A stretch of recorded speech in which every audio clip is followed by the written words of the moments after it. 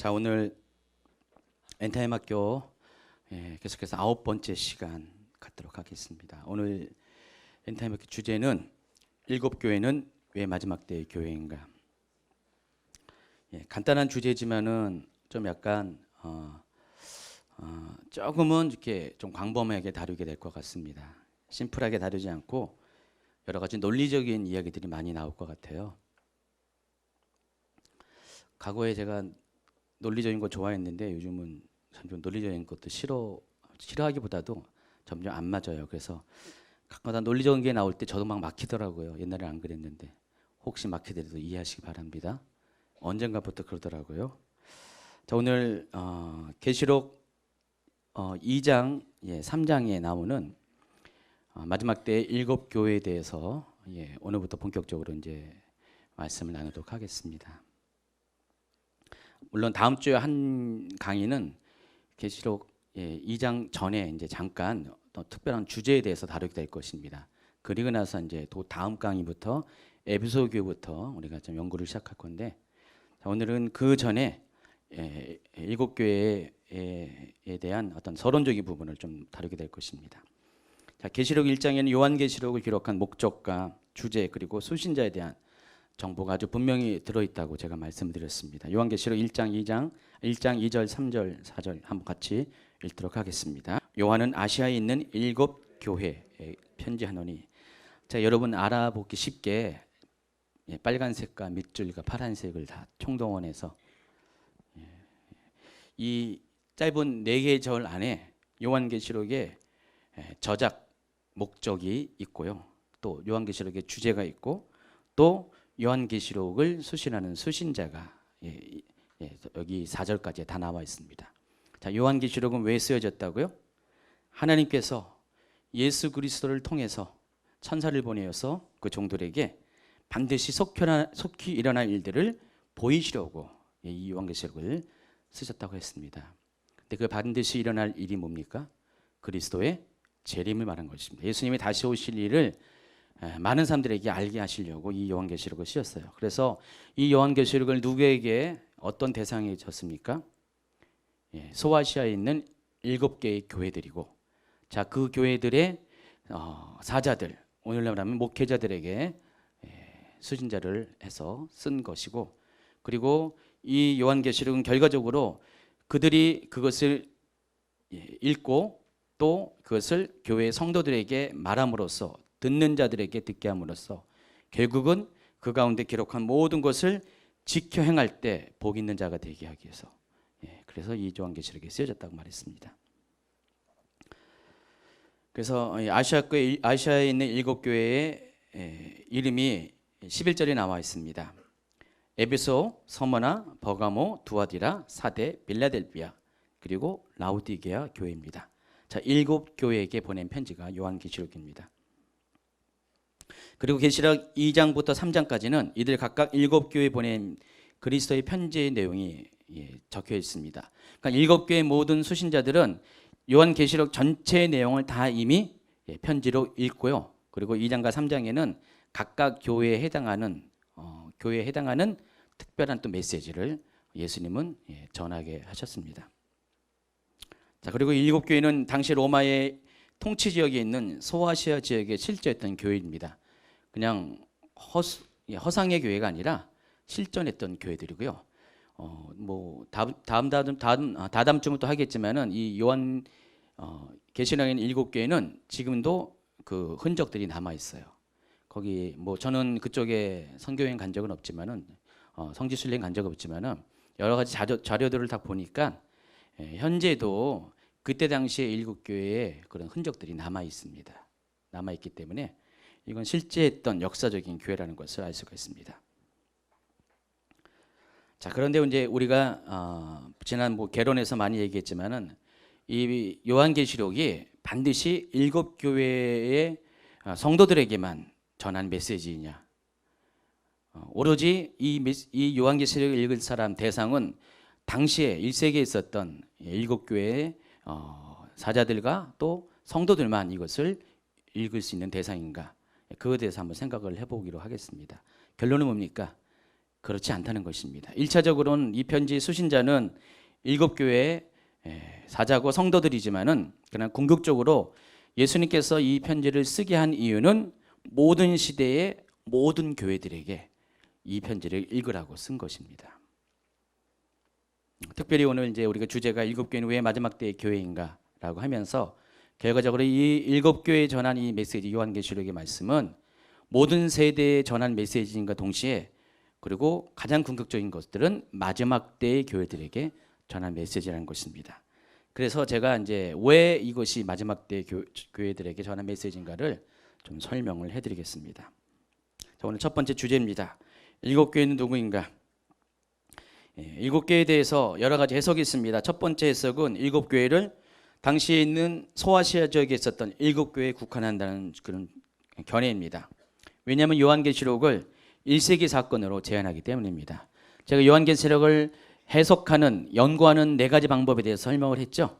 그 중에 하나가 제일 먼저 설명한 것이 과거주의적 해석이라고 했습니다. 이 과거주의적 해석은 요한계시록을 과거의 역사로만 한정짓는 것이에요. 특별히 1세기의 역사 가운데 AD 요한계시록이 90년에서 96년 사이에 그 중간 정도에 쓰여진 책입니다. 그러다 보니까 이 요한계시록은 당시에 있던 그 사람들에게 전해진 그런 편지라고 그렇게만 이해하는 그런 해석이 있습니다. 이게 과거주의적 해석입니다. 그래서 요한계시록은 미래에 일어날 일이 아니라 AD 1세기에 일어날, AD 1세기 말에 일어날 그런 이야기라고 제안을 하는 그런 방법이 있습니다. 두 번째 해석은 7교회를 전 교회 시대로 나누고 각 교회별로 각 시대를 구분하는 해석을 하는 겁니다. 그래서 이것을 이렇게 해서 세대주의 종말론적인 해석이라고 했습니다. 그러니까 세대주의 종말론은 우리가 있는 이 인류의 역사를 7,000년으로 이렇게 나눕니다. 지난 시간에 했죠. 세대주의 종말론이 왜 유행할 수밖에 없는 3가지 이유에 대해서 이야기하면서 그 첫 번째가 7,000년 설, 7,000년 안식설을 얘기했습니다. 그래서 하나님이 세상을 6일 동안 창조하시고 하루를 쉬었었어요. 마찬가지로 이 세상은 6,000년 동안 존재할 것이고 그리고 그 나머지 하루에 해당하는 것이 천년왕국이고 그렇기 때문에 이 세상은 6,000년 동안 존재할 것이다 라고 그렇게 믿는 것이 세대주의 종말론의 기초적인 그런 논리입니다. 그래서 그 세대주의 종말론에 의하면은 전 교회 시대를 7개의 교회로 나눕니다. 그래서 에베소 교회부터 시작해가지고 라오디게아 교회까지가 모두가 그 시대를 대표하는 그런 교회라고 보는 입장입니다.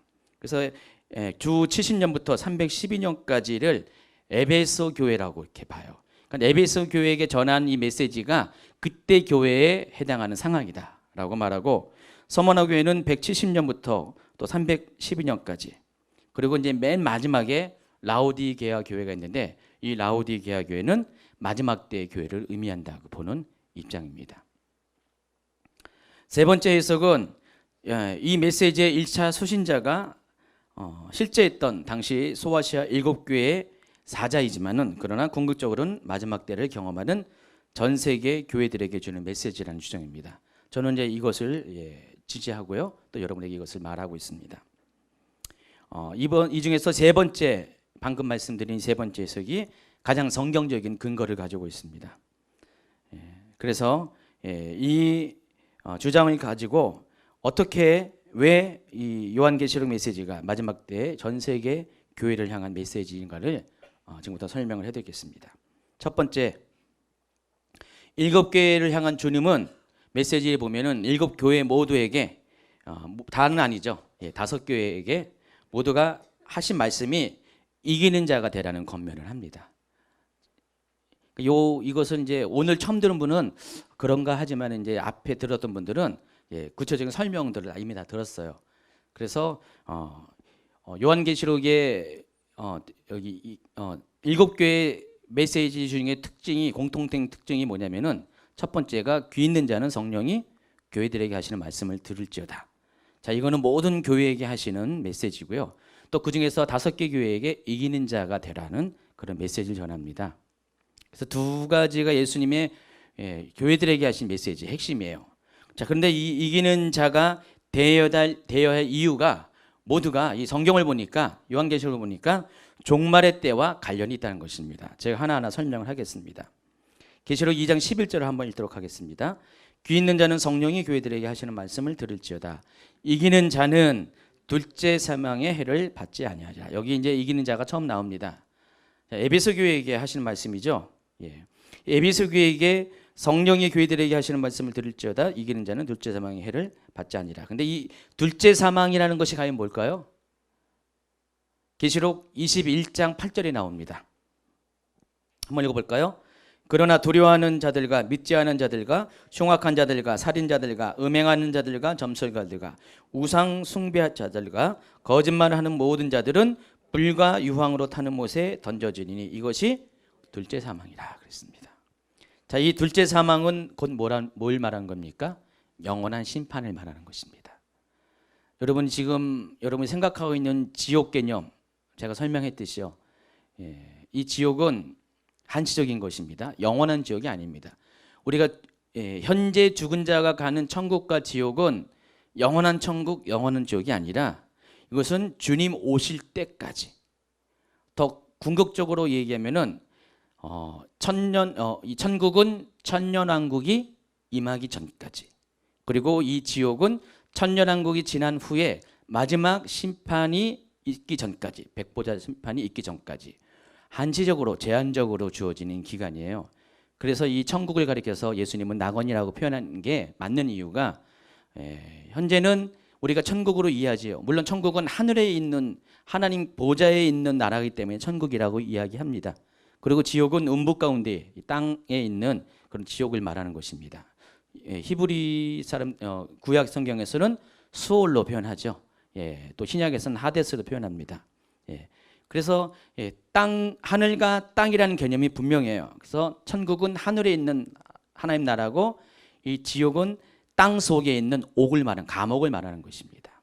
이게 우리가 알고 있는 천국과 지옥의 개념인데 이게 계시록을 보면은 이 천국과 지옥의 개념이 영원한 것이 아니고 한시적인 것이라는 것입니다. 그리고 이 지옥이 다 끝마치고 천년왕국이 지난 다음에 백보자 심판이 있을 때 모든 죽었던 자들 다 부활해요. 그러니까 지옥에 있던 사람도 부활합니다. 지옥에는 다 부활합니다. 심판을 받기 위해서 부활하고 그들이 부활을 해서 심판을 받은 이후에 악인들이 가는 곳이 그때부터 가는 영원한 지옥이 바로 둘째 사망이고 그것이 불못이라는 것입니다. 그래서 계시록 20장 14절에는 첫째 부활자들에게 계시록 20장 4절 5절 6절에 보면 첫째 부활자들에게 주는 그 복의 내용이 있는데 그 복의 내용이 뭐냐면은 바로 둘째 사망의 해를 받지 않는 것이에요. 그러니까 둘째 사망의 해라는 것은 뭐예요? 영원한 지옥에 간다는 것인데, 그러니까 첫째 부활자는 영원한 심판을 이미 통과했다는 의미입니다. 네, 첫째 부활자가 누구라고 했습니까? 거기는 순교자라고 그랬죠. 순교자. 주를 믿는 모든 백성이 똑같은 하나님한테 똑같은 대접을 받는 게 아니라 차이가 있다는 것입니다. 구별이 있다는 것입니다. 그러니까 첫째 부활자에게는 하나님께서 천년왕국도 통과하지 않게 통과하면서 마지막 천년왕국의 마무리에 있는 곡과 마곡의 그런 전쟁 가운데 마귀의 시험을 받지 않고 완전히 모든 시험을 이겨서 둘째 사망에 이르지 않고 완전한 하나님 나라에 들어갈 수 있는 그런 복을 주신다는 것입니다. 자, 그게 오늘 2장 11절에 있는 것이에요. 이기는 자는 둘째 사망의 해를 받지 아니하리라. 이 말은 결국 뭡니까? 이기는 자가 되면은 영원한 천국을, 영원한 하나님 나라를 보장하겠다는 그런 이야기를 하는 것입니다. 자, 그렇기 때문에 이 이기는 자는 둘째 사망의 해를 받지 아니라는 이 말씀을 통해서 우리가 알 수 있는 것은, 자, 이기는 자를 누구한테 지금 2장 11절에 교회에게 말했죠. 이 교회에게 말한 이 교회는 그때 당시에 교회만 말한 것이 아니라 결과적으로 마지막 때 종말의 때의 교회들에게 말하는 것이라는 것입니다. 제가 말을 하는 의도가 뭔지 알겠죠? 또 보세요. 이기는 자에게는 만국을 다스리는 권세를 주겠다 그랬어요. 계시록 2장 26절 한번 읽도록 하겠습니다. 시작.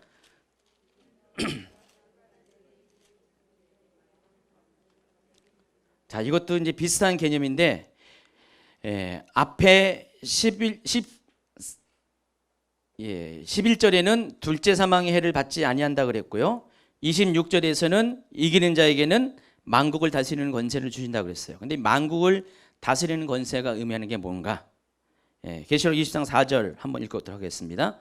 또 내가 보좌들을 보니 거기에 앉은 자들이 있어 심판하는 권세를 받았더라.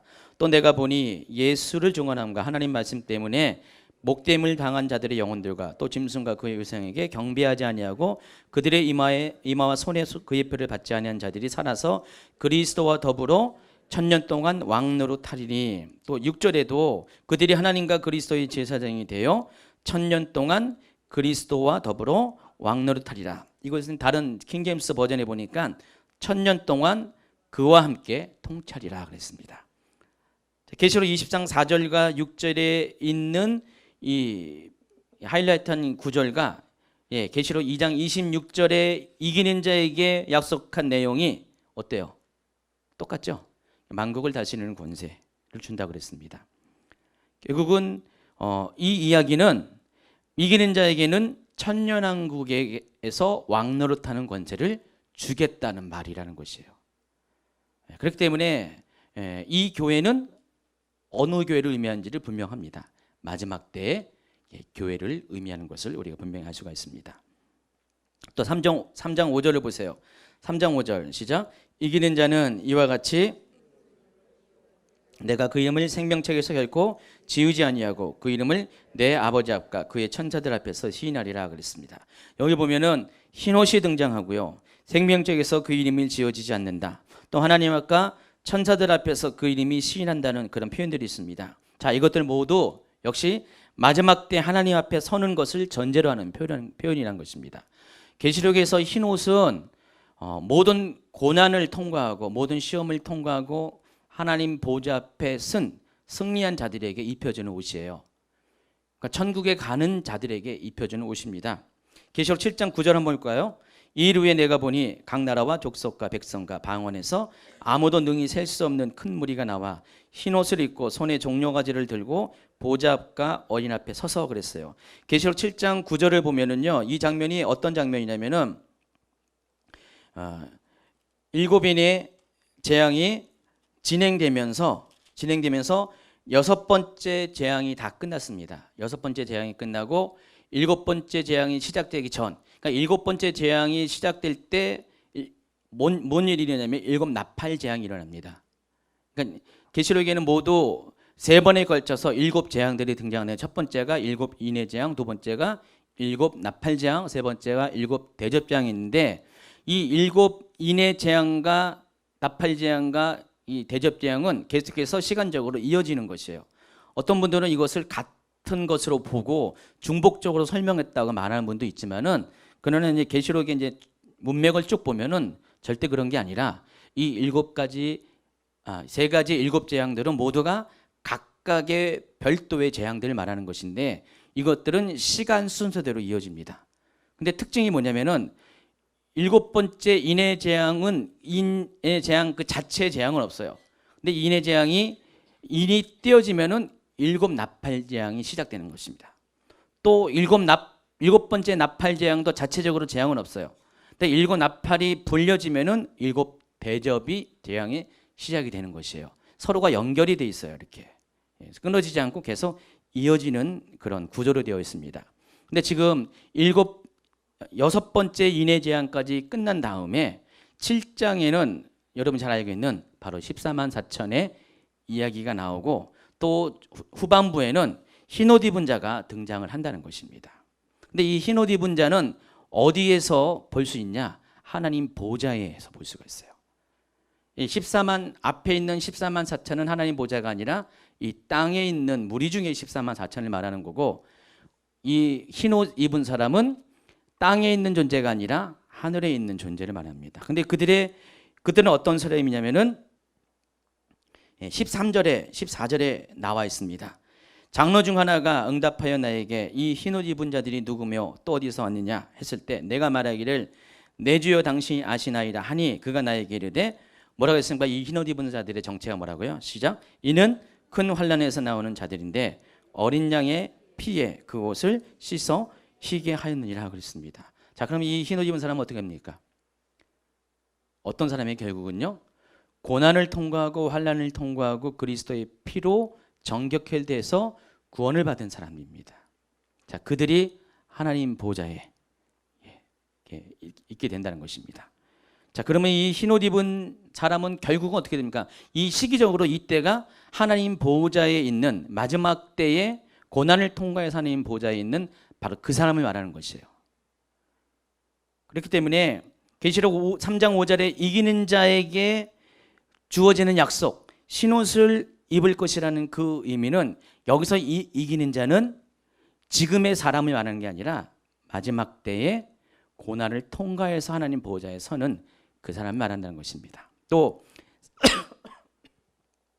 그 이름을 생명책에 결코 지우지 아니한다 그랬어요.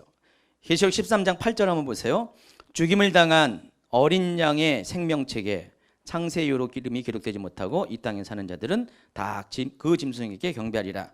또 17장 8절에 보세요. 내가 본 짐승은 전에 있었다가 지금은 없으나 장차 무저갱으로부터 올라와 멸망으로 들어갈 자니 땅에 있는 자들로서 창세 이후로 그 이름이 생명책에 기록되지 못한 자들이 이전에 있었다가 지금은 없으나 장차 나올 짐승을 보고 놀랍게 여기니라 그랬습니다. 여기 보면은 죽임을 당한 어린 양의 생명체 이렇게 나옵니다. 우리 계시록을 연구하다 보면 이제 책이 몇 가지가 나와요. 3가지 종류의 책이 나옵니다. 생명책이 있고요, 행위책이 있고 또 기념책입니다. 기념책은 이제 계시록에 등장하는 거 아니라 말라기에 등장합니다. 근데 계시록의 이제 정황상 이 3가지 책이 이제 존재합니다. 근데 이 생명책은 어떤 것이냐면은 등록 원부와 같아요. 등록 원부라는 것은 뭐냐? 천국에 들어갈 자들의 이름을 명단을 적는 책이에요. 이번에 우리 수련회 갔는데 수련회 가는 사람 명단을 작성했습니다. 수시로 바뀌었어요. 아주 애를 먹었습니다. 가서 명단을 작성한 이유는 그때 오실 분들을 방도 배정하고 여러 가지 또 혜택을 주기 위해서 이렇게 어떤 기초적인 데이터입니다. 명단이 없으면 어떻게 합니까? 못 받아. 물론 저희는 받습니다. 근데 일반 무슨 집회 같은 데 가면은 명단이 없으면은 못 받습니다. 어디 특별히 아주 그냥 아주 정해진 룰이 있는 그런 행사에 여러분 사전에 책이 없으면은 명단이 없으면은 절대로 불가하는 경우가 많이 있습니다. 바로 그런 겁니다. 그래서 하나님이 우리가 천국 갈 자와 천국 못 갈 자를 명단에 적어놨어요. 이 생명책에 대한 기록은 이미 광야 시대, 출애굽 시대에 등장합니다. 모세가 하나님 앞에 반역한 하나님의 백성들이 하나님의 진노로 인해서 멸망을 당할 시점까지 왔을 때 모세가 뭐라고 했습니까? 그들을 구원하기 위해서 하나님 앞에 중보를 했죠. 중보를 할 때 뭐라고 했습니까? 자신의 이름이 생명책에 지어지는 상황이 될지라도 저들을 구원해달라는 그런 중보를 하게 되죠. 기억나시죠? 거기도 생명책이 나옵니다. 이미 히브리 사람들은, 유대인들은 오래전부터 하나님 나라에 생명책이 있다는 것을 알고 있어요. 그러니까 생명책에 내 이름이 쓰여질 때 내가 천국에 간다는 것들을 이미 알고 있다는 것입니다. 그러니까 생명책에 관한 이야기들, 다른 덱에서는 뭐 책이라고도 표현하지만은 계속해서 성경에 중간중간에 이렇게 등장을 합니다. 근데 이 계시록에는 그것을 아예 아주 분명하게 생명책이라고 명시하고요. 이 생명책에 쓰여지는 사람들은 하나님 나라에 들어가고 그러지 못한 사람들은 들어가지 못하는 것들을 분명히 하고 있습니다. 자, 그런데 창세 이후로 이름이 기록되지 못한 사람들, 어디에요? 생명책에 기록되지 못한 사람들은 어떻게 한다고요? 다 그 짐승, 적그리스도를 말하죠. 짐승에게 경배를 할 것이다 그렇게 선언을 하고 있습니다. 그러니까 생명책에 기록된 것과 기록되지 않는 것은 이렇게 아주 분명히 하나님 나라에 구원받은 백성과 또 적그리스도의 통치 가운데 적그리스도를 경배하는 사람으로 완전히 구분이 된다는 것입니다. 근데 이것도 역시 마지막 때 환란 기간 동안에 있어질 일들 중에 일어날 것이라는 것입니다. 계시록 또 20장 12절을 보세요. 뒷장에 보세요. 또 내가 보니 죽은 자들이 큰 자나 작은 자나 그 보호자 앞에 서 있는데 책들이 펴 있고, 여기서 말하는 이 책들 복수로 나와 있죠. 이 책들이 아까 얘기한 제가 세 가지의 책을 말하는 것이고요. 또 다른 책이 펴졌으니 그 다른 책이 곧 생명책이라. 나중에 이야기했지만은 여기 책들이 써 있고 또 다른 책이 써 있다 그랬어요. 책들이라 해서 복수로 나와 있죠. 또 생명책은 뭐라고 했습니까? 단수로 되어 있어요. 여러분 그냥 확 지나갈 수도 있어요. 근데 여기 의미가 있어요. 앞에 있는 책들은, 복수로 되어 있는 책들은 행위의 책을 말하는 것입니다. 행위의 책은 1인당 한 권씩 주어집니다. 우리 영훈이 형제 있는데 영훈이 형제의 삶의 모든 것들을 기록한 책이 있어요. 하늘나라에 가면은, 나중에 한번 가면은 확인해 보세요. 태어날 때부터 평생을 살아가는 동안에 한 모든 행위들을 기록한 책이 있다는 것입니다. 이거는 각자에게 다 1인당 한 권씩 다 주어진 책입니다. 그래서 하나님이 나중에 우리를 심판하실 때 이 행위의 책을 보신다는 것이죠. 행위의 책을 보시고 행위의 책에 쓰여진 그대로 우리를 심판하신다는 것입니다. 근데 생명책은 각 사람에게 주은 게 아니라 모든 사람들 중에서 생명을 얻을 수 있는, 천국 영원한 생명 얻을 사람들의 명단을 적은 것이에요. 그래서 이 명단에 들어간 사람들은 어떻게 됩니까? 행위의 책들이 의미가 없어요. 이미 천국에 들어갈 생명책에 기록이 되어 있기 때문에 행위의 책들은 의미가 없어요. 근데 이 행위의 책들은 어떤 사람에게 유효하냐? 바로 심판받을 사람들에게. 심판받을 사람에게는 그 심판받을 그런 죄의 대가를 그 사람의 행위에서 담당하는 것이죠. 때때로 여러분 하나님을 이렇게 처음 이렇게 경험하고 회심하는 사람들의 간증을 들어보면은 공통적인 간증들이 뭐냐? 회심을 할 때 하나님께서 자기의 죄악을 보여주는데 마치 영화처럼 쫙 보여준대요. 실은 환상이에요, 그게요. 어제 환상하다가 환상적으로 못했는데 한 절밖에 못했어요, 어제 목요일 날. 다음 주에는 환상 마무리하시기 바랍니다. 뭐 저야 좋습니다. 원고 한 주 더 늦춰지니까 저야 한 주 더 쉬어갈 수 있는데, 자주간 환상 가운데 이제 그걸 나눌 거예요. 그게 이제 열린 환상에 해당하는 거죠. 맞잖아요? 예. 열린 환상이라는 게 뭐냐면은, 환상이 우리가 이제 환상의 강론에 들어가면은 세 가지의 환상을 얘기합니다. 열린 환상, 닫힌 환상, 또 비몽사몽. 열린 환상은 눈으로 보는 거고요. 닫힌 환상은 눈 감고 보는 거고, 비몽사몽은 잠에서 깨어날 때, 꿈인지 생신지 모르는 그때. 세 가지가 다 환상의 어떤 통로입니다. 그 중에서 열린 환상을 말하는 거죠. 하나님이 자신의 죄를 열린 환상으로, 그러니까 여러분 이게 환상 못 봤다고 이렇게 막 이렇게 하는 사람이 있는데, 실은 이런 회심을 제대로 하신 분들은 환상을 처음부터 본 거예요. 하나님이 환상을 그때부터 열어준 거예요, 이미. 그래서 회심할 때 하나님이 보여준 모든 자신의 삶의 행적들이 파노라마처럼 필름처럼 확 지나가요. 내가 3살 때 나는 기억도 못했는데, 엄마 젖을 그때 안 빠나요? 2살 때 빠나요? 저는 3살 때 빤 기억이 나는 것 같은데. 근데 이 2살 때 맞아 젖을 빤다. 근데 엄마한테 갑자기 양심을 품고 엄마 젖꼭지를 세게 깨물었다. 그것도 나온다고 하더라고요. 어떤 분 얘기는요. 여러분 그런 거 못 봤나요? 하나님은 아주 작은 것 하나하나, 내가 인지하지 못한 것 하나하나도 다 기록을 했어요. 여러분은 지금 우리가 수평의 눈으로 보면은 우리가 하는 것들은 남에게 다 감출 수가 있어요.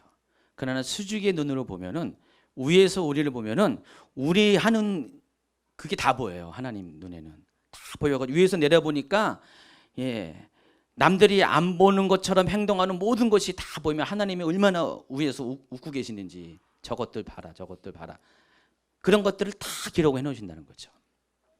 자동으로 기록이 되는 거예요. 자동 업데이트가 항상 돼가지고 그게 여러분의 그런 행위책에 다 기록이 됩니다. 하나님 나중에 그걸 가지고 여러분을 이제 심판을 하신다는 것입니다. 근데 생명책에 이름이 기록된 사람은 행위책이 의미가 없어요. 하나님이 모든 행위책에 기록된 잘못된 것들을 다 한 번에 다 소멸시켜 주시기 때문에 의미가 없죠. 그러나 예수 그리스도로 인해서 십자가로 인해서 중생하지 않은 사람, 거듭나지 못한 사람, 영생을 얻지 못한 사람들은 행위책이 심판의 기준이 된다는 것입니다. 지금 이 장면은 언제 장면이냐면 백보자 심판 때 장면이에요.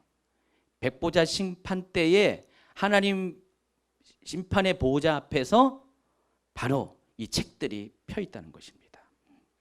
여기에 생명책이 또 등장합니다. 그래서 죽은 자들이 자기 행위를 따라 책들에 기록한 대로 심판을 받는다. 근데 이 책들이 말하는 것은 뒤에 나와 있는 생명책이 아니라 앞에 있는 책들, 곧 행위의 책들을 말하는 것입니다.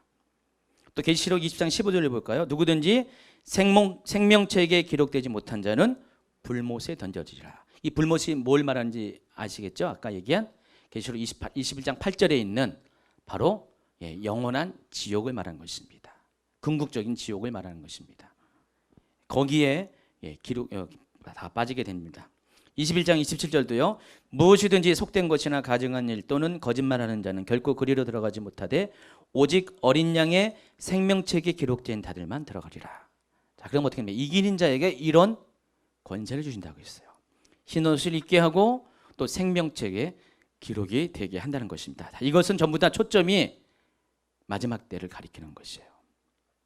천년왕국 이후에 일어날 백보자 심판의 결과로서 주어지는 그런 생명의 길로 또 멸망의 길로 가는 그 길목에서 어떤 사람에게는 행위의 책이 유효하게 작용할 것이고 어떤 사람은 생명책이 그를 천국에 인도하게 된다는 것입니다. 이기는 자에게 그런 일을 주신다고 했습니다. 또 이기는 자는 계시록 3장 12절 보세요. 시작. 이기는 자는 내 하나님 성전에 기둥이 되게 하리니 그가 결코 다시 나가지 아니하리라. 내가 하나님의 이름과 하나님의 성 곧 하늘에서 내 하나님께로부터 내려오는 새 예루살렘의 이름과 나의 새 이름을 그 위에 기록하리라. 그의 위에라는 것을 킹제임스 버전 더 분명하게 합니다. 그 사람 위에 기록된다 그랬습니다. 뭘 기록한다고요?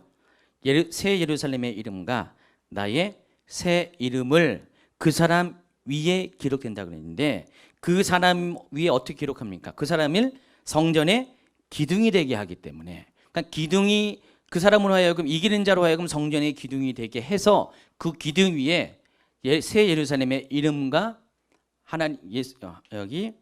예수님의 새 이름을 그 위에 기록을 한다는 것입니다. 자, 이것이 결국 뭘 말하는 것이냐면은 그 사람은 바로 나의 백성이다. 내 것이다. 여러분 이게 있잖아요. 장난 칠 때 있잖아요.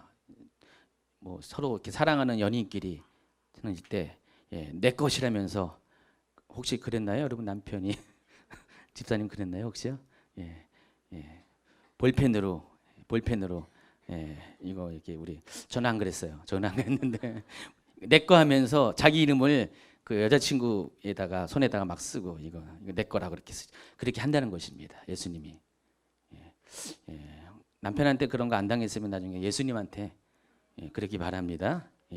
그와 같이 너는 내 거다 하고 아마 예수님은 영원히 지워지지 않는 유성 굵은 펜으로 아마 쫙 써가지고 예수님의 이름을 딱 쓸 것 같아요.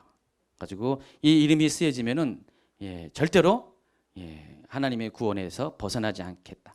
그 것들을 주시겠다는 것입니다. 그것도 역시 뭐라고요? 마지막 때 있어야 될 일이라는 것입니다. 또 5번째 보세요. 이기는 자는 이것들을 상속받는다고 했는데 여기서 말하는 이것들이 뭘 의미냐면은 한번 계시록 21장 1절부터 한번 보세요. 시작.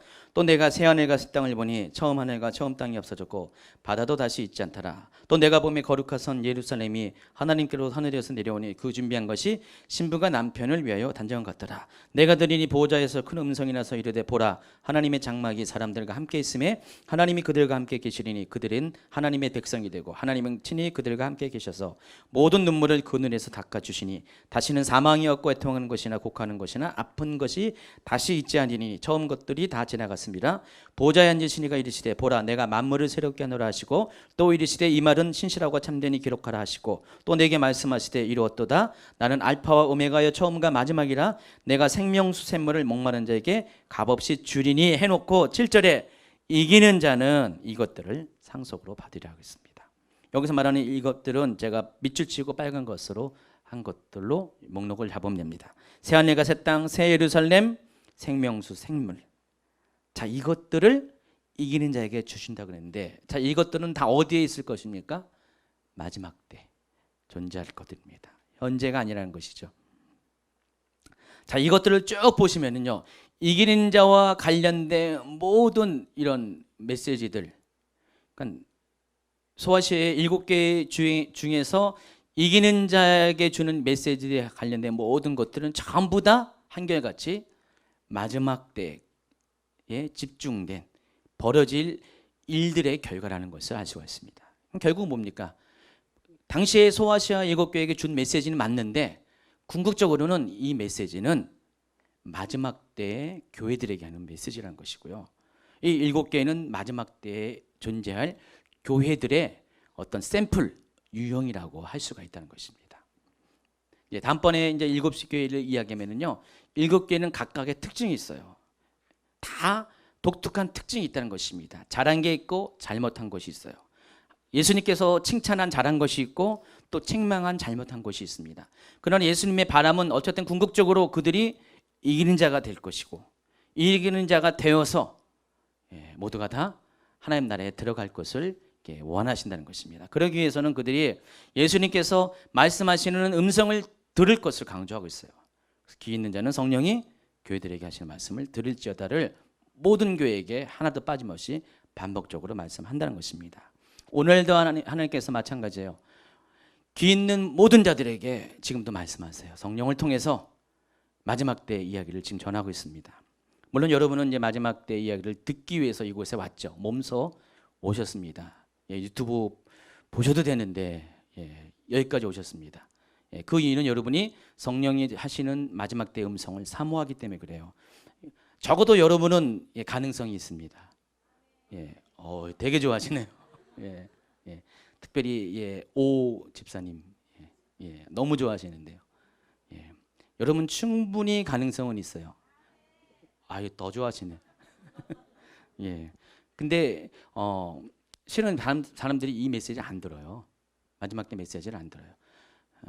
뭐 여러분이야 익숙하지만은 그냥 일반적인 교회의 전통적인 교회에서 신앙생활 하시는 분 중에서는 아마 제가 보기에는 10명 중에서 한 8명 정도는 뭐 1년 내내 마지막 때 가는 메시지를 거의 안 들을 것 같아요. 못 들을 것 같아요.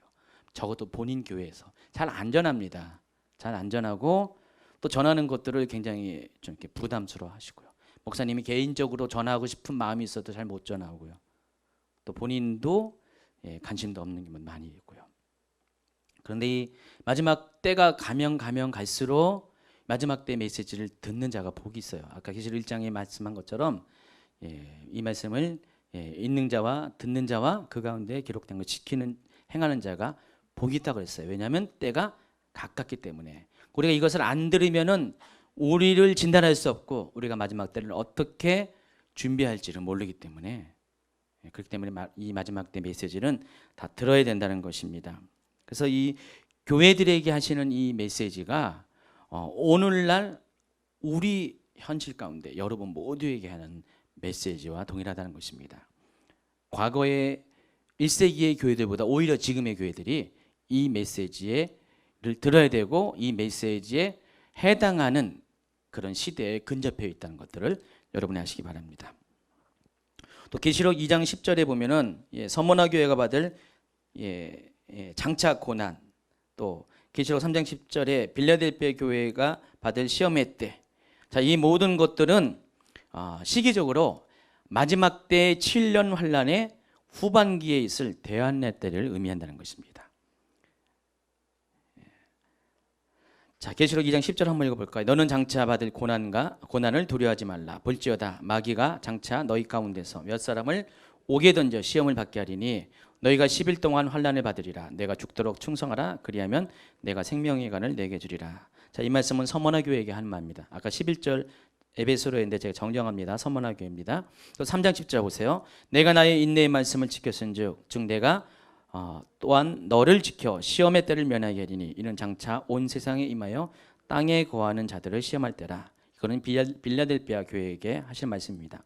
나중에 설명하겠지만 이 서머나 교회와 빌라델피아 교회는 예수님으로부터 책망을 듣지 않는 유일한 두 교회입니다. 나머지 5교회는 칭찬도 들었지만은 책망도 겸해 들었습니다. 근데 이 두 교회는 책망이 없어요. 다 칭찬만 있는 교회입니다. 그래서 우리가 이제 어떤 교회의 모델을 삼아야 되는가? 서머나 교회와 빌라델피아 교회를 그런 좋은 롤모델로 삼아야 됩니다. 마지막 때 교회는 서머나 교회처럼 돼야 됩니다. 빌라델피아 교회처럼 돼야 됩니다. 이 교회들은 이기는 자가 될 것이고 이 교회들은 모든 환란의 때를 뭐 통과할 수도 있고 나중에 얘기했지만은 서머나 교회는요 환란의 때를 면하는 것이 아니라 환난의 때에 그 안에 남겨진 교회예요. 서머나 교회는요. 그래서 어쨌든 간에 그런 환경 가운데 서머나 교회는 들어가는데 그 교회에게 하는 말이에요. 너는 장차 받을 그 고난을 두려워하지 말지라 그랬습니다. 여기서 받은 장차 받을 고난이 어떤 고난인지를 이제 쭉 설명을 할 겁니다. 자, 이제 구체적으로 설명합니다. 1번입니다. 여러분 대환란이 임하기 전에 대부분의 성도들은 휴거를 당합니다. 여기서 말하는 대환란이라는 것은 7년 환란 중에서 후반부에 있을 후 3년 반 42개월 1260일의 기간을 말하는 것입니다. 자, 이 때가 임하기 전에 대부분의 성도들은 휴거를 당할 것입니다. 몇 퍼센트라고 말할 수는 없겠어요. 그러나 거의 대부분이 성도들이 휴거를 당할 것입니다. 물론 여러분들이 바라는 바지만은 근데 일부의 성도들은 환란을 통과할 수밖에 없어요. 하나님 남겨주신다는 것입니다. 어제부터인가 며칠 전부터 카페에다가 어느 분이 스크랩해가지고 이렇게 휴거에 관한 메시지를 이렇게 올리는 것 같은데 보셨나요? 못 보셨어요? 댓글도 많이 달려있는데 오늘까지 한 3개 정도의 같은 내용의 메시지가 올라온 것 같아요. 그 메시지에 제가 그냥 대충 훑어봤는데 메시지의 내용은 뭐냐면은 하나님께서 환란의 때 모든 사람들을 휴거당하지 않고 또 일부의 사람들을 남겨주실 때가 있다는 메시지를 거기도 똑같이 전해요. 근데 그 남겨진 사람들이 그들도 구원을 받아야 되는데 그들이 구원을 받을 조건에 대해서 얘기하는 것이에요. 근데 그 조건이 뭐냐면 똑같이 거룩이라는 것이죠. 그러니까 휴거받을 사람도 거룩이고 남겨진 사람이 나중에 구원받을 조건도 거룩이라는 것입니다. 여러분 이제 휴거를 사람들이 다 당해요. 여기 이 중에서 지금 대충 뭐 몇 명인데 여기 한 7, 80명 중에서 어쩌면은 한 10명 내지는 5명 빼고 다 휴거당할 수가 있어요. 그러니까 여러분이 다 생명적인 기록이 됐다는 그 전제하에 여기서 대략 한 5명, 10명이 휴거를 안 당하고 남아있다고 생각하세요. 그 사람들이 왜 남아있을 것 같아요? 왜 남아있을 것 같아요? 나팔 소리 못 들어서요? 딴짓하다가? 잠깐 화장실 볼일 보다가 마지막 나팔이 들렸는데 이게 볼일이 안 끝나가지고 더듬더듬 거리다 보니까 나팔 소리에 다 흘려가지고 예수님 저요 하다가 그렇게 할 수도 있겠나요? 그런 거는 아닐 거고요. 두 가지 이유에서 하나님 남겨줄 것입니다. 첫 번째는 하나님 백성은 백성인데 아직 흰옷이 준비되지 않았기 때문에. 성경에서 계시록에서 흰옷은 바로 성도들의 거룩한 행실이라고 그랬습니다. 그러니까 거룩한 삶으로 신부로서의 삶을 살지 않았기 때문에 남겨진 사람이 있을 것이고, 또한 무리는 하나님께서 일부러 남겨둔 자들이 있을 수가 있어요. 저는 이것에 대해서 서머나 교회를 통해서 이런 사람이 있을 것이라는 추측을 해봅니다. 그러나 어쨌든 간에 첫 번째 경우 아직 준비되지 못해서 남겨진 사람들이 있게 되는데, 이들이 그 3년 반의 환난의 때를 통과하게 될 것이에요. 근데 이들도 하나님께서 그냥 내버려 두는 것이 아니라 또다시 구원받을 수 있는 기회를 주시는데, 그 구원받을 조건이 뭐냐면은 거룩이라는 것이죠. 그 환난 가운데서 더욱더 거룩한 삶을 살게 되면, 우리가 지금 거룩한 삶을 추구하는 것보다 환난의 기간 동안의 거룩한 삶을 추구하는 것은 몇 배나 힘들 것이에요. 수십 배나 힘들 것이에요. 그러나 하나님은 그것을 통해서 그를 정결하게 할 것이고, 그걸 통해서 구원을 받게 한다는 것입니다. 그런데 그들은 100% 환난 가운데 순교를 당할 것입니다. 핍박을 당할 것이고 결국은 다 죽음을 당할 것이에요. 그래야지 계시록에서 말하는 그런 시나리오에 어긋나지 않는 그런 결론이 됩니다. 그래서 그들이 결국은 죽임을 당하고 다 순교자가 될 것이에요. 순교자가 될 거지만은 결국은 그 순간까지도 그 예수 그리스도의 믿음과 거룩한 삶을 포기하지 않는 자들은 하나님께서 마지막 구원을 받게 될 것이고, 그들이 결국은 20장 4절 5절 6절에 있는 첫째 부활자 천년왕국의 왕노릇하는 사람이 되게 한다는 것입니다. 그들이 바로 서머나 교회라는 것이에요.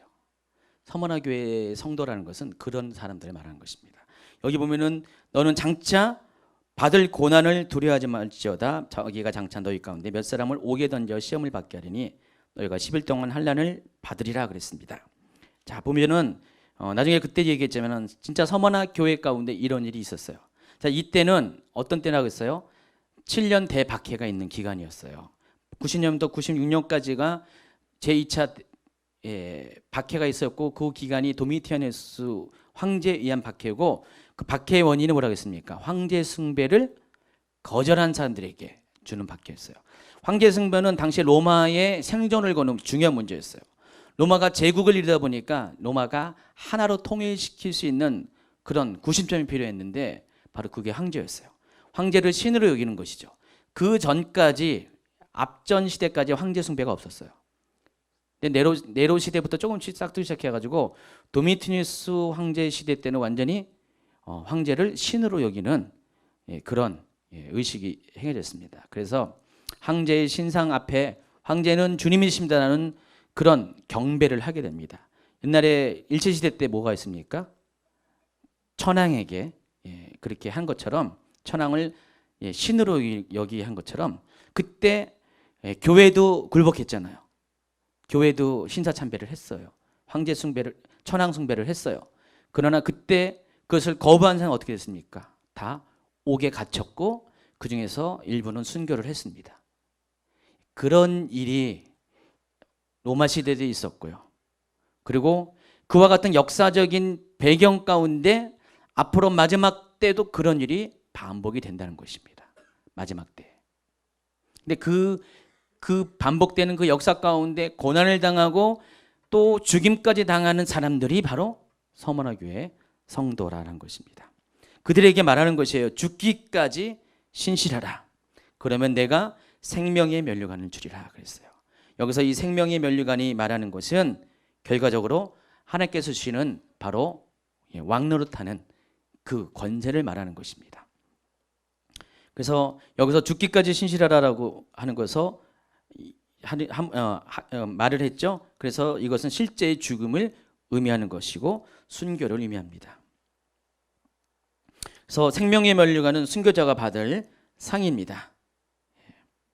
실제로 서머나 교회에 가신 성령의 음성을 살펴보면요, 서머나 교회는 하나님 앞에 신실한 교회였고요, 주를 위해서라면 생명까지 내어줄 수 있는 믿음을 가진 교회였습니다. 그럼에도 불구하고 하나님이 남겨주셨다는 것이죠.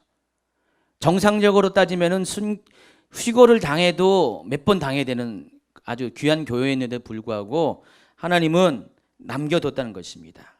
그 이유가 하나님의 주권 가운데 일부 신실한 교회를 남겨둠으로 인해서 대환란한 기간 하나님이 하실 일이 있다는 것입니다.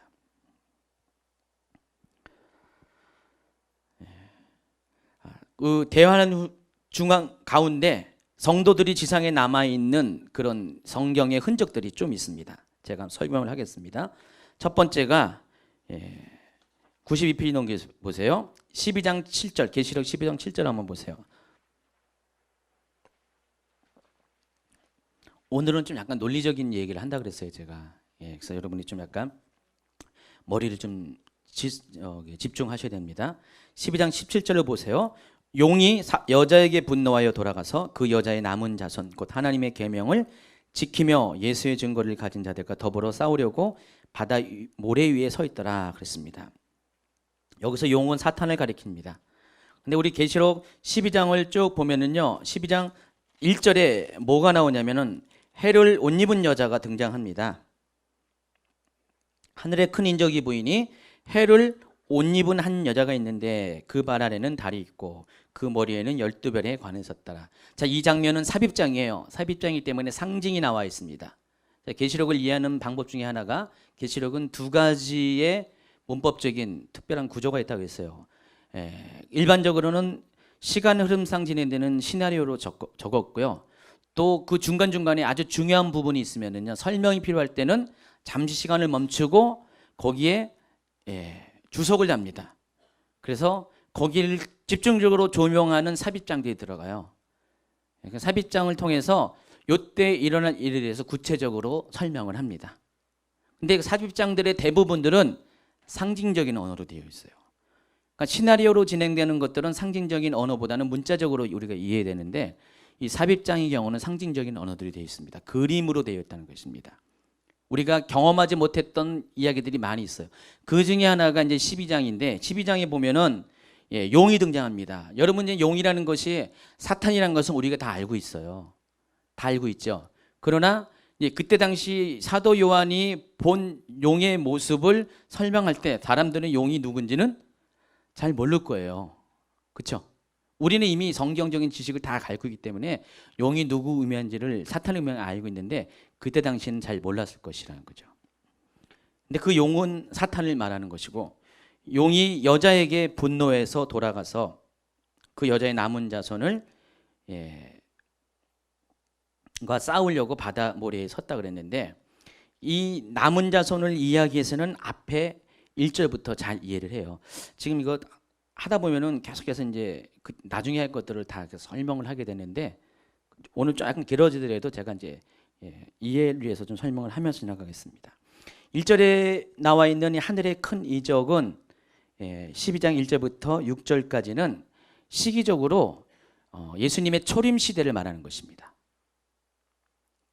그리고 7절부터는 마지막 때 이야기를 다룬 것이에요. 계시록 12장은 한 시대를 말하는 것이 아니라 1절부터 6절까지는 예수님의 초림 시대를 예수님이 처음 이 땅에 오실 때를 배경으로 기록된 것이에요. 사도 요한이 이 하나님의 눈에서는 시공간이 초월되는 거잖아요. 그러니까 2000년 전과 2000년 후가 같은 그림으로 보인다는 것이죠. 같은 시간대로 보이죠. 지금 사도 요한은 지금 1세기 사람이죠. 1세기 후반에 이것을 봤죠. 그러니까 지금 한 예수님이 이 땅에 오셔가지고 예수님의 사역을 하시려고 하는 그 초반부, 초대교회가 생겨난 바로 그때 최소한 60년 전에 그 이야기를 지금 적고 있는 것이에요. 그러니까 60년 전의 이야기를 지금 적으면서 그때 어떤 일이냐면 하늘에 큰 인적이 보이면서 해를 옷 입은 한 여자가 등장하는데 그 여자의 모습을 보니까 그 발에는 달이 있고 그 머리에는 12관의 별을 썼더라. 12별의 별을 관을 썼더라. 뭘 연상합니까? 해가 있고 달이 있고 12별. 창세기 요셉을 연상할 수 있죠. 해와 달과 12별. 자, 지금 이 해를 옷 입은 한 여자는 누굴 가리키냐면은 상징이라고 했잖아요. 삽입장이 바로 이스라엘 민족을 가리키는 것입니다. 자, 이스라엘 민족이 아이를 뱄어요. 아이를 뱄는데 해산하게 됩니다. 근데 하늘에 또 다른 이적이 보이는데 한 큰 붉은 용이 등장합니다. 머리가 7이요 뿔이 10이라. 그 머리에 7 안간이 있는데 이 모습은 뒤에 13장에도 똑같이 묘사가 됩니다. 근데 그 용이 해산하려는 여자를 삼키고자 했다 그랬습니다. 그런 즈음에 여자가 아들을 낳았다 그랬습니다. 근데 그 아들이 가리키는 설명이 5절에 보니까 이는 장차 철장으로 만국을 다스릴 남자라. 그 아이를 하나님 앞과 그 보좌 앞에서 올라가더라. 여러분 직감적으로 이 아이가 누구를 의미하는지 알겠죠? 누굴까요? 예수님을 말하는 것입니다. 자, 이스라엘 민족을 통해서 예수님이 이 세상에 오셨어요. 이것을 막으려고 사탄이 방해를 합니다. 삼키려고 합니다. 그 와중에 하나님께서 예수님을 보호를 하십니다.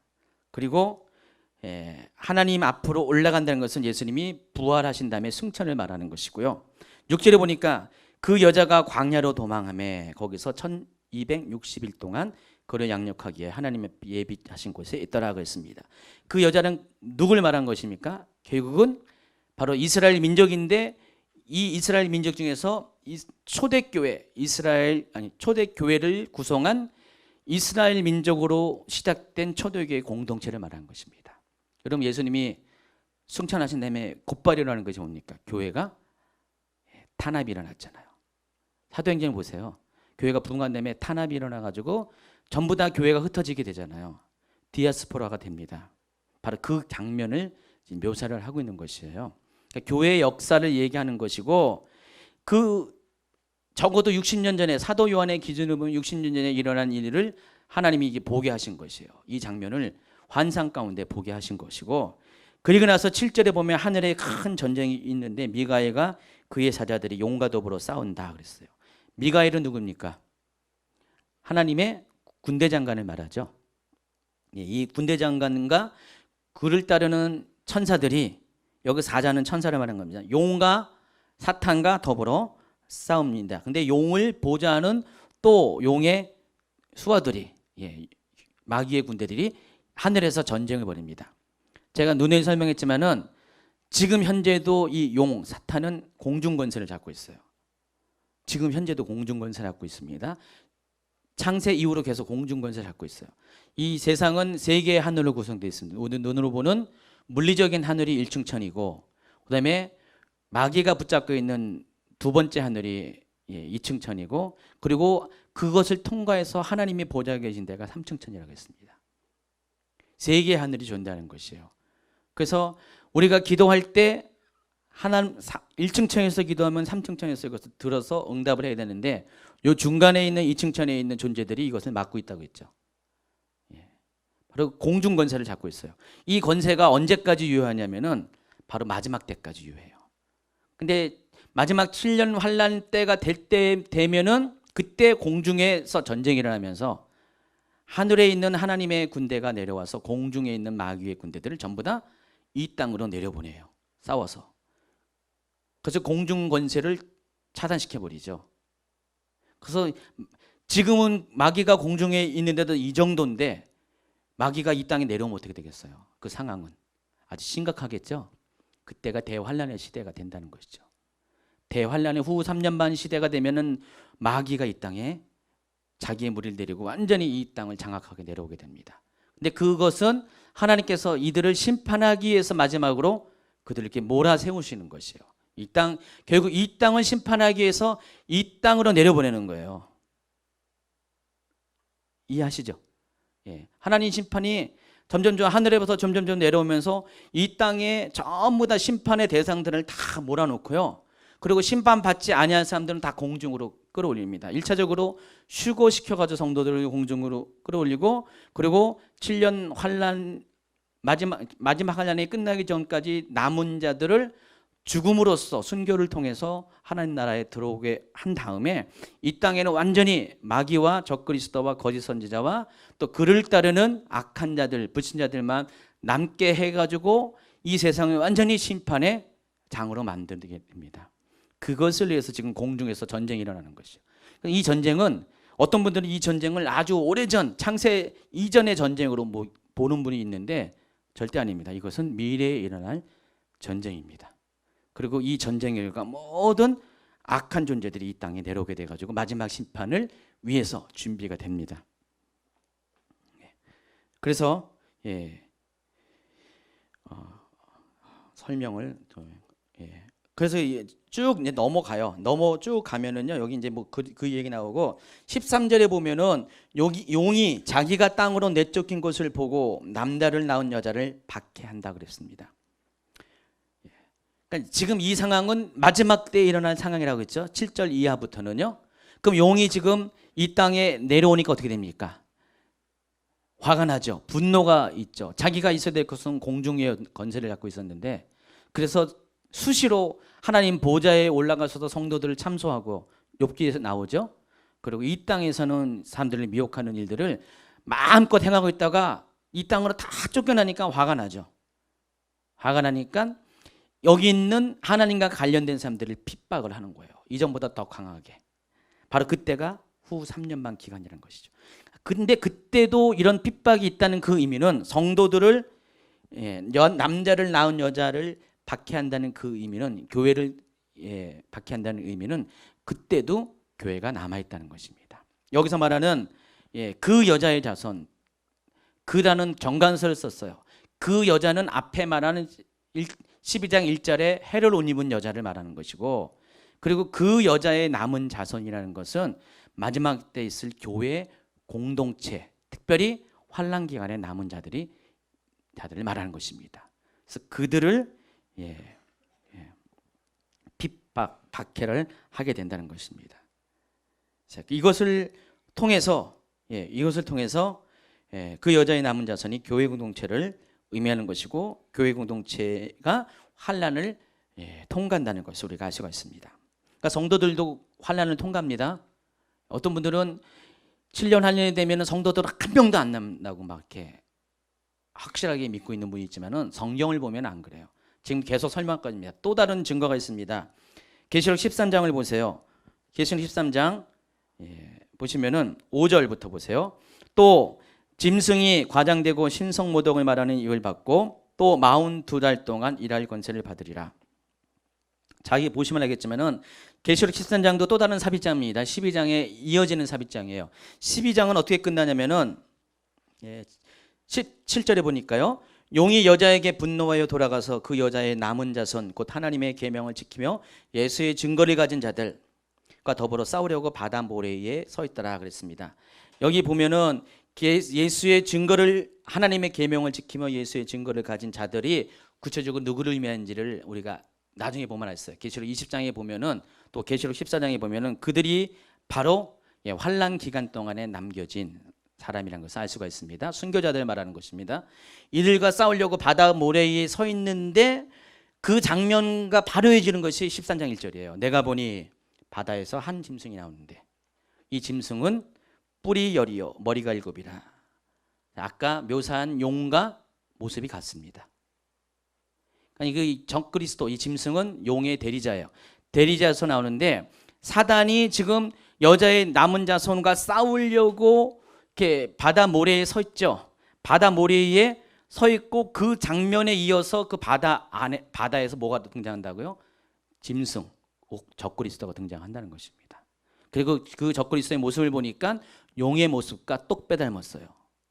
용의 가진 권세를 다 닮았습니다.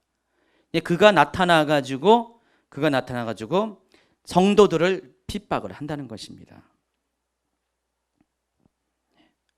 근데 그 기간이 42달이라고 되어 있어요. 42달은 유대인들은 달력이 우리나라처럼 30, 31, 28, 29가 있는 게 아니라 다 똑같아요. 30일이에요. 한 달이 다 규격이 되어 있습니다. 30일입니다. 그래서 그 2개월은 1260일 말하는 것입니다. 근데 이 1260일은 아까 12장에 말한 하나님의 예비처에서 1260일 동안 그를 양육한다 그랬죠. 그 숫자와 똑같고요. 그리고 짐승이 13장 5절에서 권세를 받는 42달과 똑같고요. 대부분은 이 계시록에서 나온 숫자들은요, 상징적인 숫자가 아니라 실제하는 숫자를 의미합니다. 그래서 이 42개월, 1260일은 결국은 연수로 따지면 3년 반을 말하는 것이고, 또 7년 환령 기간에 후 3년 반 기간을 말하는 것입니다. 왜 후 3년 반 기간이냐면은 11장 7절을 한번 보세요.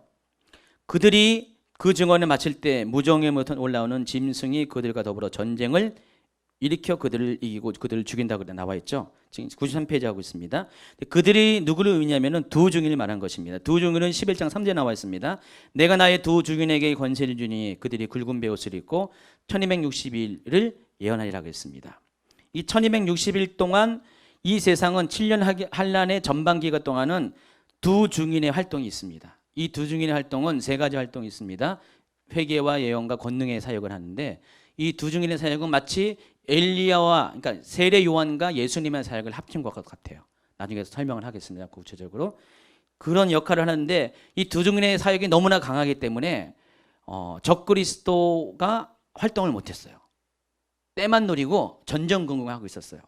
그러다가 적그리스도가 권세를 받고 등장하는 시기가 딱 도달할 때 적그리스도가 두 증인을 과 더불어 전쟁을 일으켜서 그들을 이기고 그들을 죽여버렸다고 그랬습니다.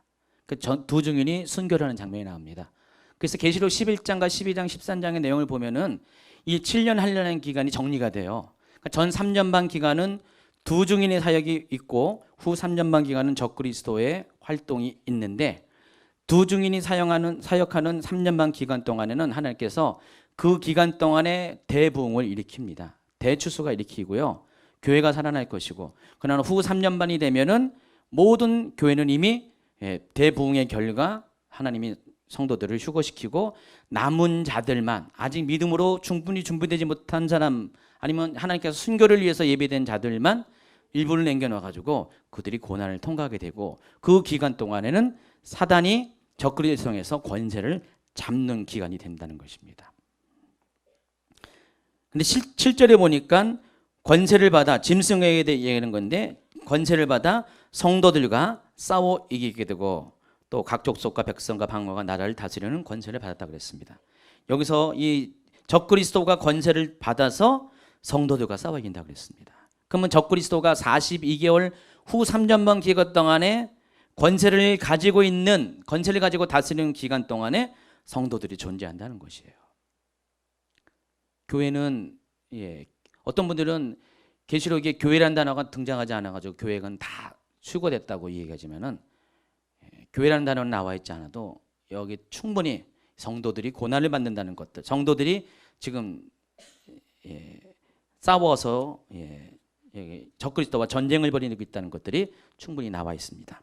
또 세 번째 보면은 이어지는 계시록 10장 10절 말씀을 보세요. 한번 읽어볼까요? 사로잡힐 자는 사로잡힐 것이며 칼에 죽을 자는 마땅히 자기도 칼에 죽을 것이니 성도들의 인내와 믿음이 여기니라. 이것도 지금 후 3년 반 기간 적그리스도 통치 기간에 얘기할 것인데, 여기 이 중에 사로잡힐 자가 있을 것이고 또 칼에 죽을 자가 있을 것이라고 분명히 얘기합니다. 이들이 누구라고요? 성도들이에요. 성도들 중에 사로잡힐 자가 있고 칼에 죽을 자가 있기 때문에 성도들의 인내와 믿음이 여기서 증명이 돼야 된다는 것입니다. 자, 이런 걸 쭉 보시면은 마지막 때 교회는 고난을 통과해요. 환난을 통과한다는 것입니다. 93페이지 밑에 가로 2번, 서머나 교회와 마찬가지로 빌라델피아 교회도 주님으로부터 아무런 책망을 받지 않았고 칭찬을 들은 교회 중에 하나입니다. 자, 그런데 여기 보니까 이 빌라델피아 교회에게 칭찬한 내용 중에 하나가 뭐냐면은 8절부터 보세요. 볼지어다 내가 내 앞에 열린 문을 두었으되 능히 닫을 자가 없으리라. 내가 내 행위를 아노니 내가 작은 능력을 가지고서도 내 말을 지키며 내 이름을 배반하지 아니하였도다. 9절에 보세요. 보라, 사탄의 회당 곧 자칭 유대인이라 하나 그렇지 아니하고 거짓말하는 자들 중에서 몇을 내게 주어 그들로 와서 내 발 앞에 절하게 하고 내가 너를 사랑한 줄 알게 하리라. 내가 나의 인내의 말씀 지켜준즉 내가 또한 너를 지켜 시험의 때를 면하게 하리니 이는 장차 온 세상에 임하여 땅에 거하는 자들을 시험할 때라. 내가 속히 오리니 내가 가진 것을 굳게 잡아 아무도 내 면류관을 빼앗지 못하게 하라 그랬습니다. 그리고 이제 이기는 자는 내 하나님 성전의 기둥이 되게 할 것이다 이렇게 말합니다. 자, 보시면은 빌라델피아 교회에게 하신 예수님의 말씀은 약속이 뭐라고요? 생명의 면류관을 빼앗기지 않을 것이라는 약속과 더불어서 시험의 때를 면하게 할 것이라는 것입니다. 그러니까 빌라델피아 교회는 생명의 면류관을 빼앗기지 않고 시험의 때를 면하는 그런 축복받은 교회입니다. 어떤 분들은 이걸 가지고 한란전 휴거수를 주장해요. 봐라, 성경에 이렇게 나와 있지 않냐, 성경이 시험의 때를 면하게 하지 않냐 하면서 그걸 가지고 모든 교회는 환란 전에 다 휴거를 당한다, 시험의 때를 면하게 한다고 말했으니까 그렇게 이야기하는 분도 있습니다. 그러나 전체적인 이 맥락을 보면은요, 이들 역시 환란의 때에 근접했음을 알 수가 있습니다. 11절에 당부를 보면은 내가 속히 오리니 내가 가진 것을 굳게 잡으라 그랬습니다. 자, 그러면은 굳게 잡아야 될 이유가 있다는 것입니다. 왜냐하면 그런 상황이 생겨나기 때문에 그래요. 여러분 7년 환란에 대해서, 용어에 대해서 여러분 잘 아셔야 됩니다. 7년 환란 중에서 3년 반은 보통 환란의 기간이라고 말하고요, 후 3년 반을 대환란의 기간이라고 말합니다. 그러니까 7년 반을 나눠요. 앞에는 환란은 맞지만 일반적인 환란을 말하면 뒤는 대환란, 큰 환란의 때라는 것입니다. 그러면 앞에도 성도들에게 환란이 있다는 것이에요. 실제적으로 그것이 7 인의 재앙과 7 나팔의 재앙과도 연결이 돼요. 그러니까 성도들은 7 인의 재앙과 7 나팔의 재앙을 다 통과해야 돼요. 성도들도 그 2개의 7 재앙들을 다 경험하게 된다는 것입니다. 물론 하나님께서 그들에게 이마에 하나님의 인을 찍어줌으로 인해서 특별히 재앙에 해당하는 것들은 다 피하게 하세요. 그러나 적어도 7 인의 재앙 같은 경우는 여기서 말하는 건 재앙이라서 화라고 표현한 7 나팔 재앙 중에서 5, 6, 7번째 이것은 완전히 면하게 했었는데 4번째까지는 7 인의 재앙과 7 나팔 재앙 중에서 4번째까지는 일반 성도들도, 하나님 믿는 성도들도 다 거기에 노출이 되고 그 중에서 시험 가운데, 환란 가운데 죽임을 당하는 사람 다 있게 된다는 것입니다.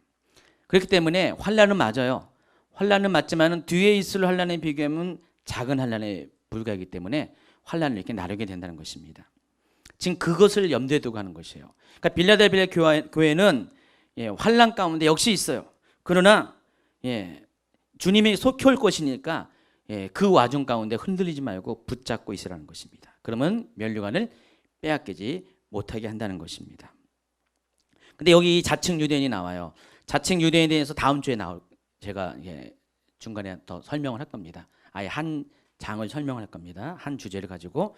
근데 이 자칭 유대인이 또 한 군데 나와요. 어디냐면 서머나 교회도 나와요. 어디 나옵니까? 2장 9절을 보세요. 내가 내 환난과 궁핍을 알거니와 실상은 내가 부유한 자니라.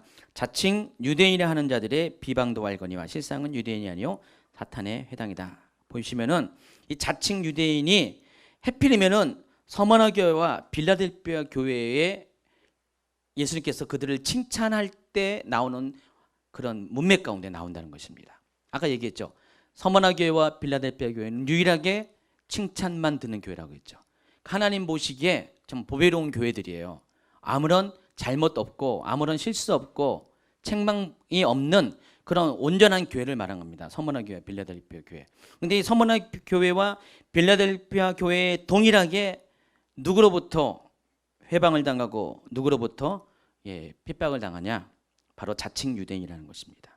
근데 이 자칭 유대인이 결론적으로 말하면은 오늘날 세계 단일 정부를 위해서 만들어가는 프리메이슨이나 일루미나티, 예수회와 같은 우리가 알고 있는 그림자 정부의 리더들을 말하는 것입니다.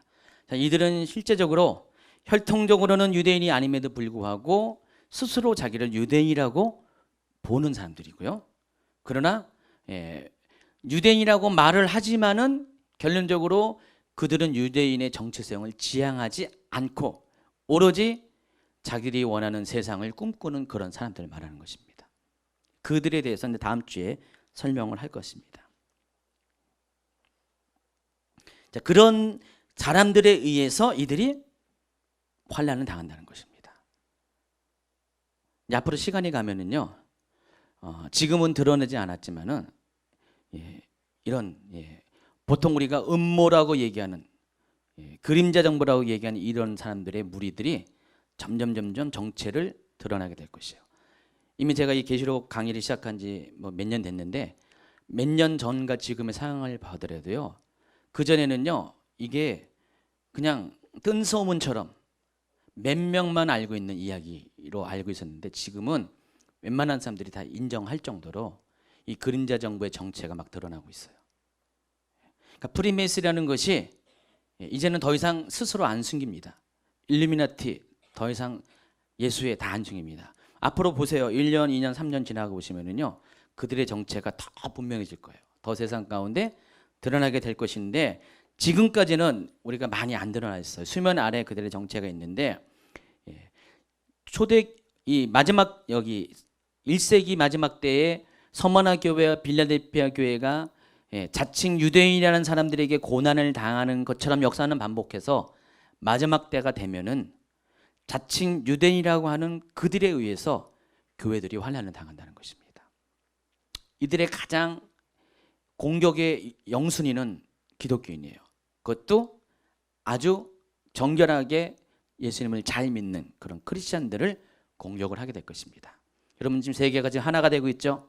정치, 경제, 그리고 마지막으로 종교가 하나가 될 것인데 그 모든 단일화되는 과정 가운데 가장 최대의 걸림돌이 크리스찬들이에요. 그래서 모든 종교가 연합해서 크리스찬들을 이렇게 공격을 할 것이고요. 지금 세상은 그렇게 돼가고 있어요. 여러분 한국의 교회들이 많이 타락을 하고 세속화되고 그래서 이로 인해서 세상에 많이 이렇게 환난을 당하고 있죠. 그러나 그 이면에는요 또 한 가지 여러분이 관가지 말 것이 지금 이 세상은 기독교를 적으로 만드는 흐름들이 존재하고 있어요. 그 모든 배경 가운데는 기독교가 저지간 모든 공공의 적이 되어야 되는 그런 상황이 필요해요. 그게 점점 가속화되고 그런 가운데 전략 중에 하나가 이 교회를 타락시키는 것이에요. 다 7개를 이야기할 때 그게 다 나와요. 교회를 타락하게 하고 교회를 세속화시키고 인본주의에 물들게 하고요. 그리고 다른 어떤 혼합 종교와 결탁하게 해가지고 교회를 그렇게 망치게 하는 일들이 7교회의 모습 가운데 다 나옵니다. 그래서 그 결과 교회가 세상으로부터 공공의 적이 되게 하는 목적이 있어요. 그래야지 그들이 원하는 꿈꾸는 세상이 오기 때문에 그래요. 다른 모든 종교는 그들과 하나가 될 수 있지만 기독교만은 그럴 수가 없기 때문에 그런 일이 생긴다는 것입니다. 바로 그러한 때에 빌라델피아 교회와 서머나 교회가 그들에 의해서 고난을 당하게 된다는 것입니다. 그러나 빌라델피아 교회는 그런 시험의 때도 면하게 해준다고 그랬습니다. 마지막 때의 교회인가 하는 그 주제를 큰 주제를 다루면서 그 중에서 세 번째 이유, 마지막 이 7개가 왜 마지막 때의 교회인가를 설명하는 세 번째 이유를 좀 얘기하는 것입니다. 95페이지 보면 에베소 교회에 대한 내가 내게 임하여, 또 버가모 교회에 대한 내가 속히 임하여, 두아디라 교회에 대한 내가 올 때까지 사대 교회에 내가 도적같이 임하리니 어느 시대에 내가 임할지 알지 못하니라, 또 빌라델피아 교회에게 내가 속히 임하리라, 이런 말씀이 쭉 나와 있어요. 제가 뽑아놨죠. 근데 이 모든 말씀들은 다 주의 재림의 때를 가리키는 말씀이라는 것입니다. 그러니까 이런 표현들은 다른 복음서나 뭐 신약의 서신들에 언급한 마지막 때 임함의 성격과 똑같아요. 그러니까 다른 복음서나 이렇게 신약의 서신들을 보면 마지막 때를 다룰 때 다 비슷한 표현들을 한다는 거죠. 반드시 주님이 다시 오신다, 속히 임할 것이다, 도적같이 임할 것이다. 복음서 보면은 또 뭐 데살로니가 전후서 이런 데 보면은 이 종말에 대해서 다루면서 이런 얘기를 하는데 그 표현들과 동일하다는 뜻이에요. 이해하시겠죠? 지금 7교회에게 하신 말씀들 중에서 많은 내용들이 마지막 때에 대해서 예수님이 경고하고 사도 바울이 경고했던 그 표현과 문맥과 동일한 얘기들을 지금 이 7교회들에게 지금 쏟아놓고 있다는 것입니다. 그렇기 때문에 이 교회들은 마지막 교회라는 것입니다. 그래서 이 계시록 2장 3장은 1세기 당시의 이야기인 동시에 마지막 때의 이야기라는 것이에요. 이 편지를 받는 7교회는 현실적으로 7년 대박해를 통과하고 있었어요. 이것도 하나님이 역사를 반복시키세요. 그들이 7년, 해필이면 7년입니까? 하나님이 요한계시록에 쓰여진 바로 그때 교회들이 당하는 박해 기간은 7년이에요. 근데 그와 동일하게 마지막 때에 되면 하나님은 7년 동안도 그때 성도들이 당한 그 박해처럼 7년 동안의 환난을 우리들에게 통과하게 한다는 것입니다.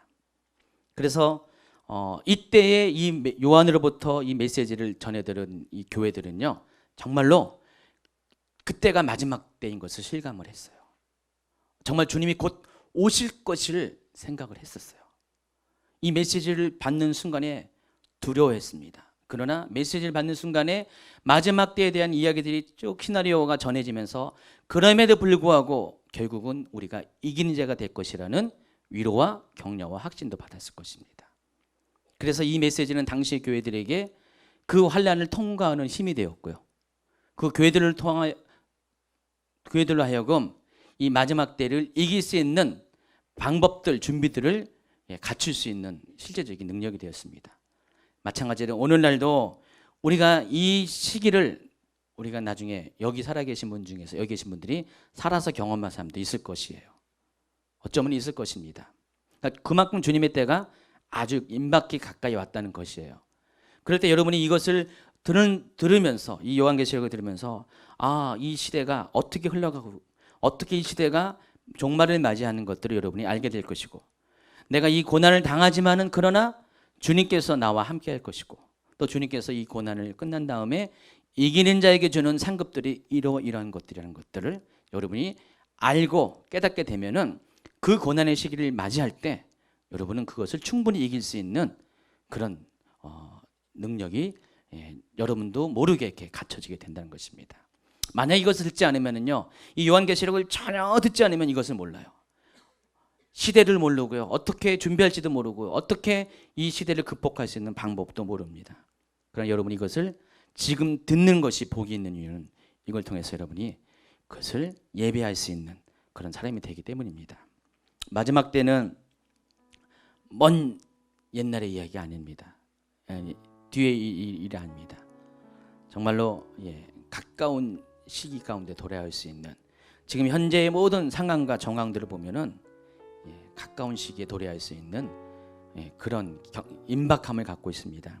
하나님께서 특별히 요즘처럼 마지막 때에 대한 메시지를 과거 어느 시대보다 더 많은 그런 주의 종들 통해서 전하게 하는 이유는요, 시대가 정말로 임박하기 때문에 그래요. 그렇잖아요. 불과 한 10년 전만 해도 요한계시록 얘기한다는 것은 잘 이렇게 익숙한 얘기 아니었어요. 어디 특별한 곳에 가서 듣는 얘기겠지만은 요즘은 요한계시록을 많이 이야기하고 있습니다. 하나님께서 그 시대가 가까우기 때문에 교회들을 깨우고 있습니다. 여러분 계시록을 듣고 들음으로 인해서 여러분 그 때를 준비하는 그런 깨어있는 성도가 되길 바랍니다. 오늘 분명히 얘기한 것처럼 이 마지막 계시록 2장 3장에 나와 있는 7개는 과거의 교회들이 아닙니다.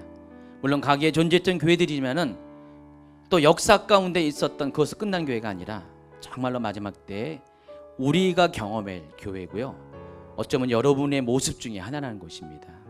앞으로 구체적으로 이것들을 설명하겠지만은 우리가 우리의 모습을 잘 알고 우리의 현주소를 통해서 내가 어떻게 하나님 앞에 돌아서고 회복될 것을 결단하고 준비하는 시간 받길 바랍니다.